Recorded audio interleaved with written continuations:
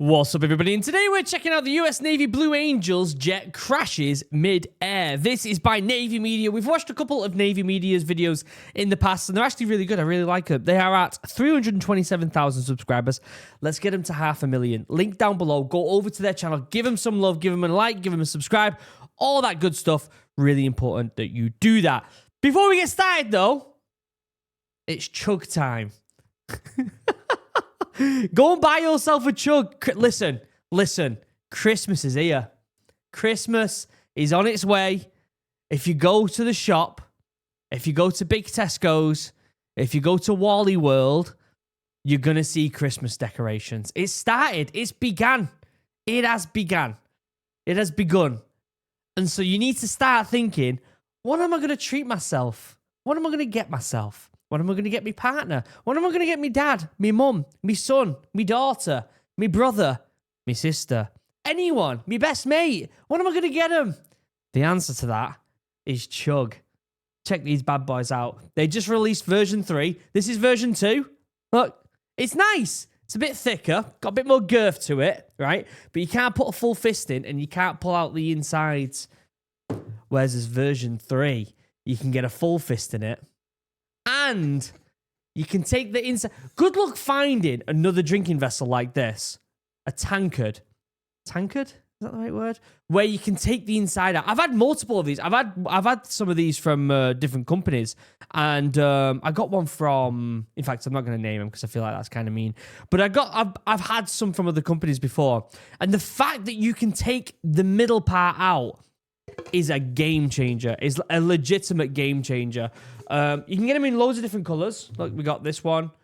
We got this one. And we got this one. Comes with a free bag, 10% off. Link down below. Free customization. You can get the initials. Look at that. L for Luke, because that's my name. But go get yourself one of them. Link down below. They've been selling like absolutely crazy because they are really good bits of kit. And there's a reason I've had them as a sponsor on this channel for over a year now. When I barely have any sponsors on this channel, it's because I genuinely believe that they are a good bit of kit. Buy ones and it'll last you a lifetime. It really will. Also, if you haven't seen already, I released my drink. If you're in the UK, you can go ahead and buy yourself a can of Morale. I've been working so hard on this. The ethos is a mushroom-based drink and a nature-based community. I'm making nature-based content. In fact, if you go to the Drink Morale YouTube channel, okay, there'll be a card somewhere. I released a new vlog yesterday. I went to a place called Ludchurch here in the Peak District in the UK, and I've got a really itchy eye, I'm sorry. Apparently, it's the inspiration for the Green Knight, which if you don't know what that is, And basically, it's a outdoor vlog with me talking over it about myth and wisdom, and the connections between storytelling and wisdom, and also sprinkling a little bit in there about Ludchurch. And I really would appreciate it if you went and look. There'll be a card somewhere. You can go somewhere and watch the vlog.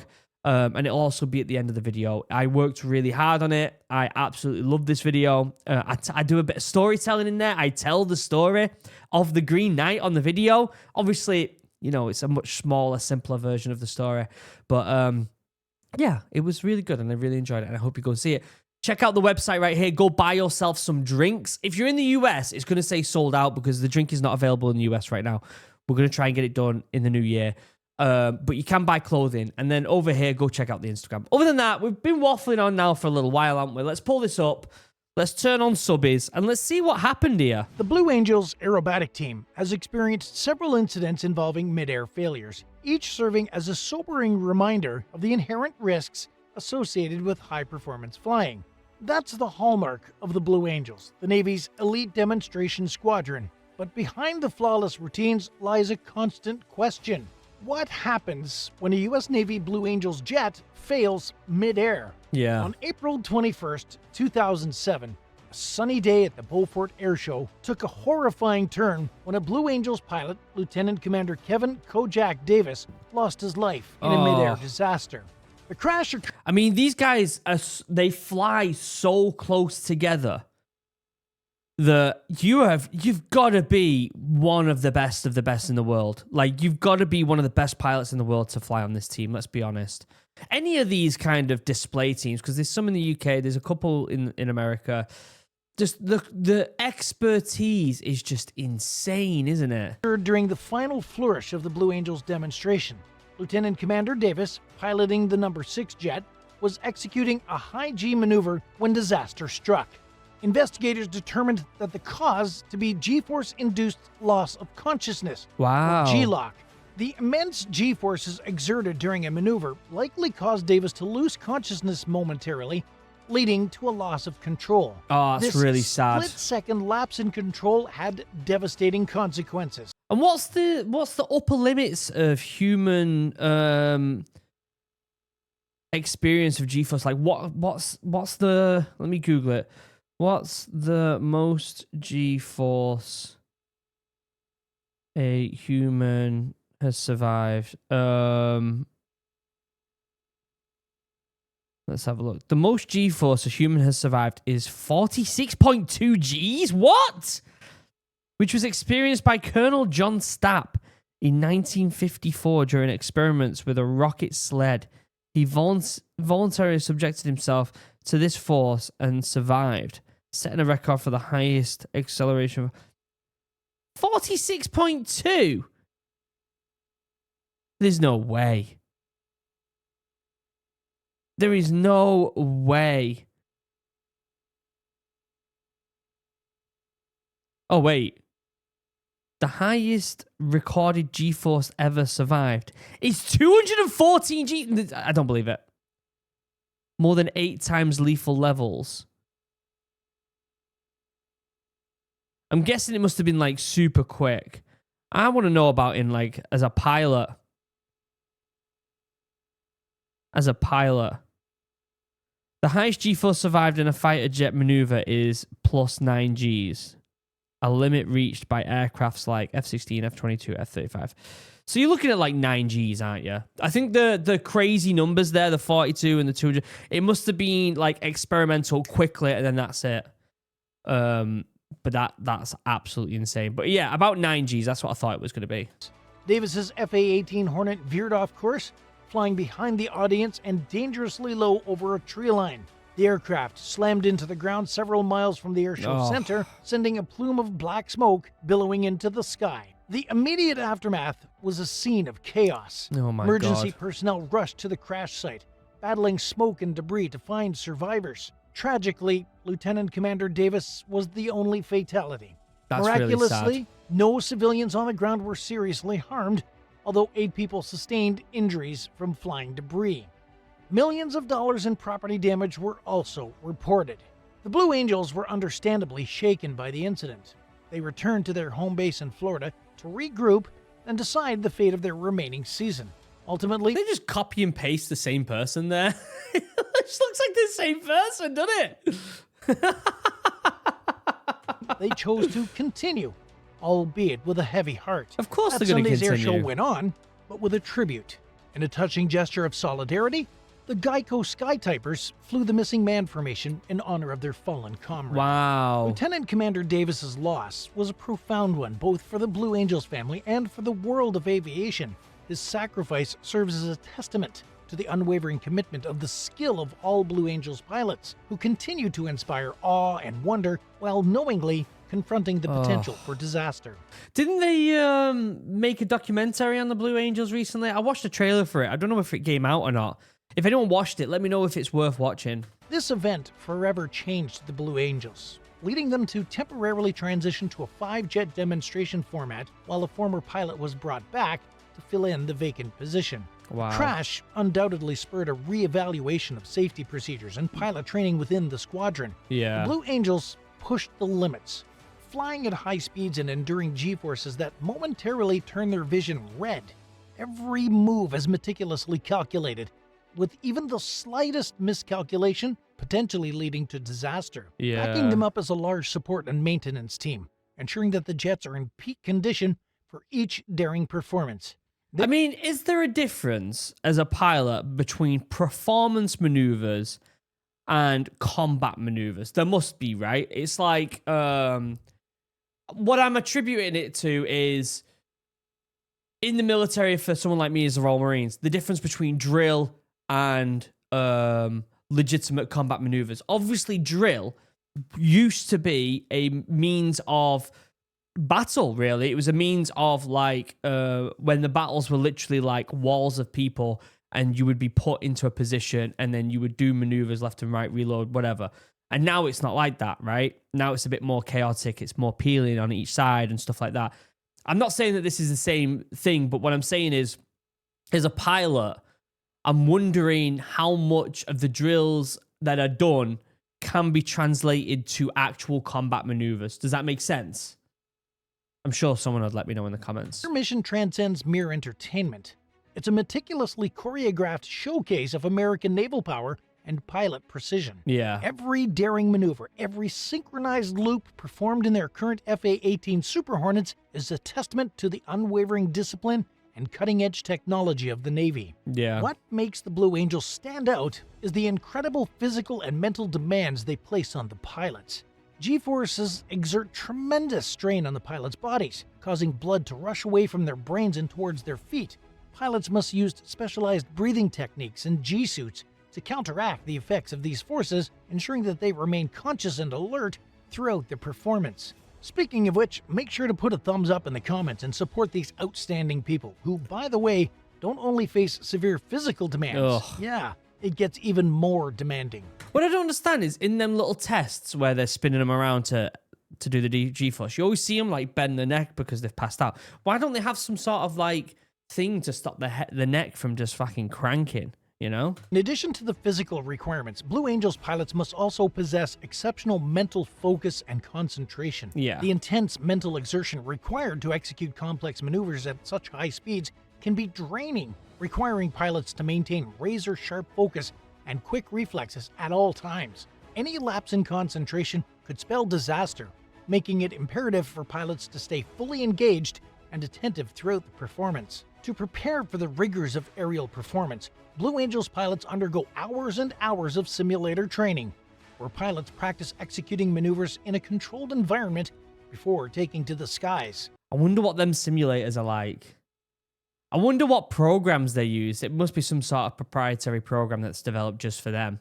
Like they're not going to be using like Flight Simulator, but it does make you wonder, like, I wonder what kit they have. I'm presuming the cockpit moves as they... Oh, I bet it's so cool to get yourself in one of them and give it a try. Pilots also engage in physical fitness routines designed to build strength, endurance, and resilience, ensuring they are physically prepared to handle the demands of high-performance flight. Expected. One notable incident occurred on the 12th of February, 1987, during a routine practice session near El Centro, California. Lieutenant Dave Anderson, the lead solo pilot, found himself facing a harrowing situation when both engines of his Hornet suddenly flamed out simultaneously. Oh my With his God. aircraft rapidly losing altitude and power, Lieutenant Anderson was left with no choice but to initiate the ejection sequence and abandon the aircraft. In a split-second decision that would determine his fate, Lieutenant Anderson ejected from his stricken aircraft, trusting in the reliability of his ejection seat to propel him to safety. That's insane. Fortunately, Lieutenant Anderson's ejection was successful, and he landed safely on the ground, shaken but alive. Yeah, some of them injection things can be horrendous, can't they? Like, you've seen people where, don't they like break, there's a possibility of like breaking the back because the force of them being ejected from the jet is just so extreme. Like, the risk of ejection is the pilots have to make sure that it's either that risk of ejecting or death. Like, they're the two options. Oh. An investigation into the incident revealed that the dual-engine flameout was caused by a rare combination of factors, including a malfunction in the aircraft's fuel system and adverse weather conditions. While the exact cause of the malfunction was never definitively determined, the incident prompted a thorough review of maintenance procedures and protocols to prevent similar occurrences in the future. Despite the gravity of the situation, the incident also showcased the effectiveness of the Blue Angels' preparedness in responding to emergencies. Lieutenant Anderson's quick thinking and decisive action, combined with the reliability of his ejection seat, ensured that he escaped the incident without serious injury or loss of life. I wonder how much these guys get paid. anyone have a guess on how much they get paid, these guys? It must be a decent amount. They're officers, obviously, so they'll be on that higher pay scale. But it does make you wonder. The incident served as a valuable learning experience for the Blue Angels team, prompting a renewed emphasis on safety and risk mitigation in all aspects of their operations. But sadly, this incident isn't isolated. More recently, it happened again, but this time the consequences were bigger, much bigger. We all love the Blue Angels' daring performances, but behind the scenes, their pilots face a host of challenges when it comes to weather conditions. While they're accustomed to taking to the skies in all kinds of weather, from clear blue skies to gusty winds and low visibility, adverse conditions can turn a routine flight into a nail-biting experience. Picture this. Yeah, imagine a windy day and you're doing their maneuvers. Oh, nasty that, innit? Thunderstorms rumbling in the distance, lightning flashing across the sky, and torrential rain pounding against the aircraft. For Blue Angels pilots, navigating through these intense weather systems requires nerves of steel and split-second decision-making. Thunderstorms not only bring heavy rain and strong winds, but also turbulence that can jostle the aircraft and test the pilot's skills to the very limit. Every decision counts as they weigh the risks and benefits of pressing on or delaying the flight until conditions improve. But it's not just thunderstorms that keep the Blue Angels pilots on their toes. Turbulence, those invisible pockets of air that can toss an aircraft like a toy in a storm, is another constant concern. Whether it's caused by atmospheric instability or wind shear, turbulence can make even the most experienced pilots break out in a sweat. Pilots must constantly adjust their flight paths and maneuvers to navigate through these rough patches and keep control of their aircraft. And the only thing I can think is when they're in them really tight formations and it's really windy. My presumption is all the aircraft feel that gust of wind at the same time, and so maybe that might work to their benefit instead of one particular aircraft getting a gust of wind and kind of just fucking shifting to the right and hitting another jet. If they all get that gust of wind, maybe they all kind of shift at the same time. Or maybe I'm completely wrong and I'm just kind of guessing there. Then there are the unpredictable wind patterns that can wreak havoc on a perfectly planned flight. Crosswinds, gusts, and wind shear can catch pilots off guard, particularly during takeoff, landing, and low-altitude maneuvers. Oh, when they come in sideways like that, I don't like pilots it. Use every ounce of their skill and training to stay on course and keep their aircraft steady. But perhaps the most heart-stopping moments come when flying at low altitudes and high speeds. With the ground rushing by below and obstacles looming ahead, Blue Angels pilots must be on high alert for any potential dangers. Birds also pose a significant threat. Believe it or not, a collision with a bird can easily spell disaster, causing damage to the aircraft and putting the lives of the pilots at risk.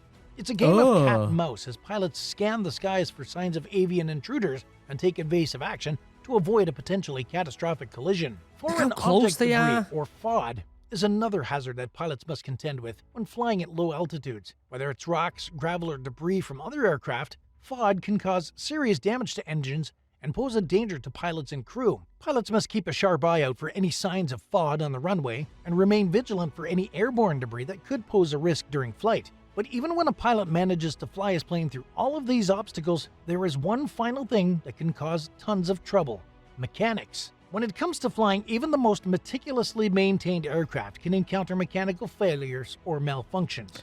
Yeah, sometimes it's just up to chance, innit? Sometimes it just so happens that something goes wrong and there's nothing they can do about it.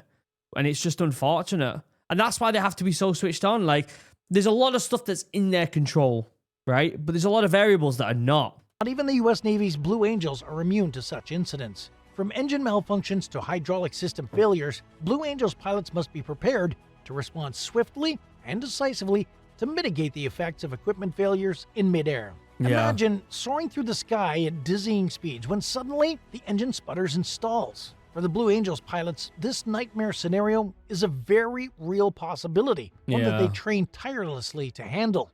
Engine malfunctions are among the most serious mechanical failures that can occur during flight, requiring pilots to act quickly and maintain control of the aircraft and safely navigate. I don't like that. They're coming in too fast. It scares me. This is why I was boots on the ground. This is why I wasn't a para jumping out of a perfectly good plane. I like to be boots on the ground. Get me on the ground. That's what I want to do. It's stable. It's solid. I'm not floating about. It's horrible, this, isn't it? Landing site. Look at that. Hydraulic system failures are another potential hazard that the Blue Angels pilots must be prepared to face. These systems are responsible for controlling crucial aircraft functions such as landing gear deployment, flight control surfaces, and braking systems.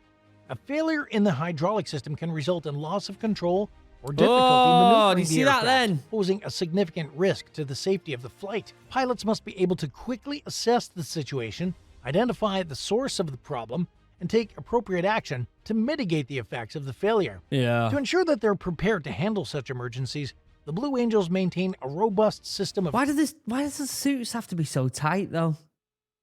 Like, is that a requirement? Do they have to be so tight on you? emergency procedures and protocols. These procedures are designed to guide pilots through various scenarios, including engine-out situations, loss of control, and emergency landings. Pilots practice simulated scenarios and drills to hone their skills and ensure readiness to handle any eventuality. During training sessions, pilots simulate a wide range of emergency scenarios, from engine failures to hydraulic system malfunctions, to test their ability to react quickly and effectively under pressure. These drills help pilots develop the muscle memory it's and too mental close. agility needed It's to too respond close. calmly and decisively in the event of an emergency. In Mate. addition to training, the Blue Angels also rely on advanced technology and equipment. I don't like it.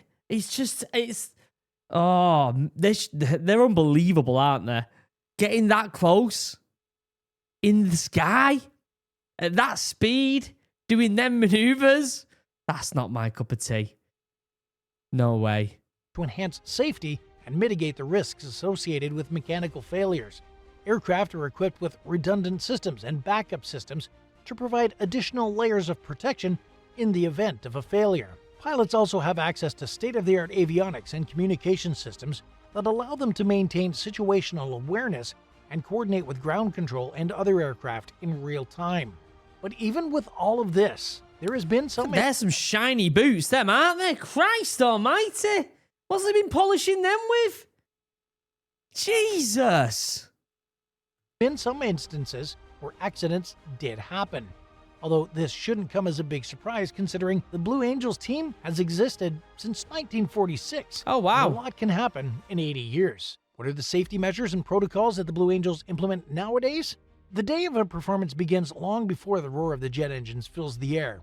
The Blue Angels pre-flight routine consists of meticulous inspections and checks, ensuring every aspect of the aircraft is in peak condition. Yeah, I'm sure them aircrafts are looked over with every single square centimeter like crazy.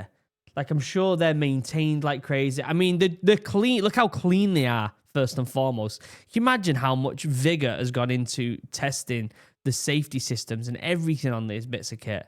I wonder how much one of these is worth. Like, it must be insane. I wonder how much the maintenance is on one of these. At the heart of this pre-flight ritual lies the walk-around. Each Blue Angel pilot performs a thorough inspection of their assigned FA-18 Hornet. They methodically walk around the aircraft, visually inspecting every inch of its exterior. This inspection covers control surfaces, landing gear, fuselage panels, and engine inlets, looking for any signs of wear, damage, or foreign object debris that could compromise flight safety. Yeah. The inspection goes beyond the visual. Pilots utilize specialized tools and checklists to check fluid levels, tire pressure, and the functionality of various critical systems. This includes examining the flight control system. That's a video game. And ensuring smooth and responsive movement of all control surfaces.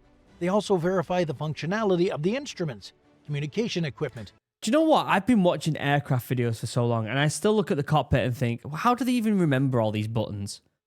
Like, how do they remember what everything does? And the emergency systems, like the ejection seats. The Blue Angels don't operate in a vacuum. A dedicated team of highly trained maintenance technicians is an integral part of the pre-flight process. These technicians work alongside the pilots, performing in-depth inspections and conducting any necessary maintenance tasks. Their expertise is crucial in identifying potential issues and ensuring the aircraft is flight-worthy. Advanced technology plays a vital role in the Blue Angels pre-flight routine as well. Onboard diagnostic systems provide real-time data about the aircraft's health. Pilots and technicians can access this data to verify proper engine function, monitor system temperatures, and identify any potential anomalies. I wonder when it's going to get to a point where, because technology is getting so good and automation is getting so good, that all these aircraft communicate and most of these maneuvers are done by computers. Or maybe they already are and we don't know it.